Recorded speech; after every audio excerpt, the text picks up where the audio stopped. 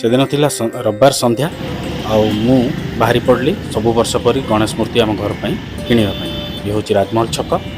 वर्षा होता जो राजमहल छकर दृश्य आहरी सुंदर देखा जाउची। ब्रिज साइड रु गला बेले आपण देखिपारे राजमहल रु 1 नंबर पर्यंत बहुत सारा गणेश मूर्ति का दुकान लगी। प्राय 10,000 रु अधिक मूर्ति रही।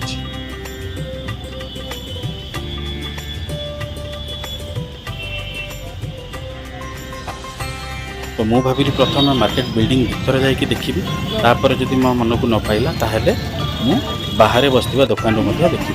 आउ ये हूँ 1 नंबर मार्केट रा भीतर दृश्य। बहुत सारा साज सजाणी जापाई दुकान खोली आ बहुत सुंदर लगुच।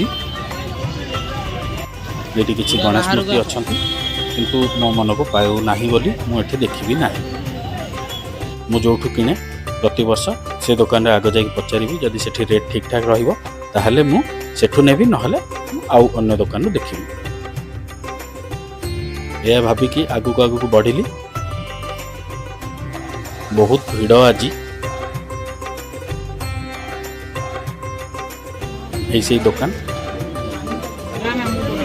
साइज में केते अछि 450 ये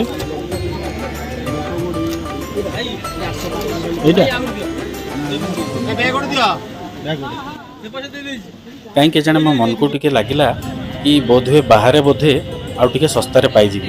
तो बाहर को आसी देखिली कि बहुत सारा गणेश मूर्ति अच्छी, बहुत सुंदर भी होती। जो मूर्ति भी आपन देखिए आपन को लगे कि मुझे मूर्ति नहीं जी, किंतु आपन को बजेट फ्रेंडली हवा दरकार। किसी दुकान रे बहुत अधिका रेट अच्छी आउ किसी दुकान रे रेट जेन्युइन अच्छी। आसतु प्रथम आम देखी नवा कौन कौन मूर्ति एमाने रखिछन।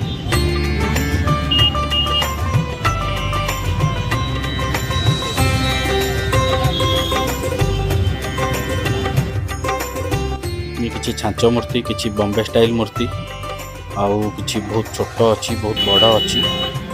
मते जेहेतु मो आम घर पर नवाक चाहूँगी मु मीडियम साइज मूर्ति देखुची।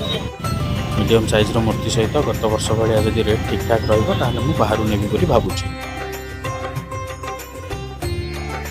छोटू बड़ बहुत प्रकार मूर्ति अच्छी।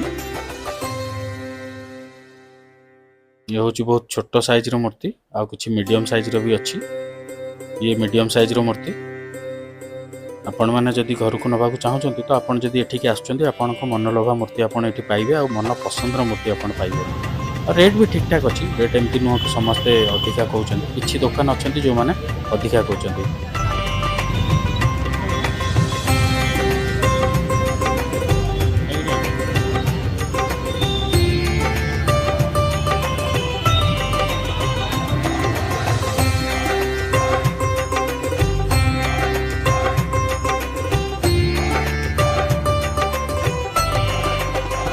मत तो बाल गणेश बहुत भल लगुले किंतु रेट अधिका हो 2500 कहबार मुझे ना।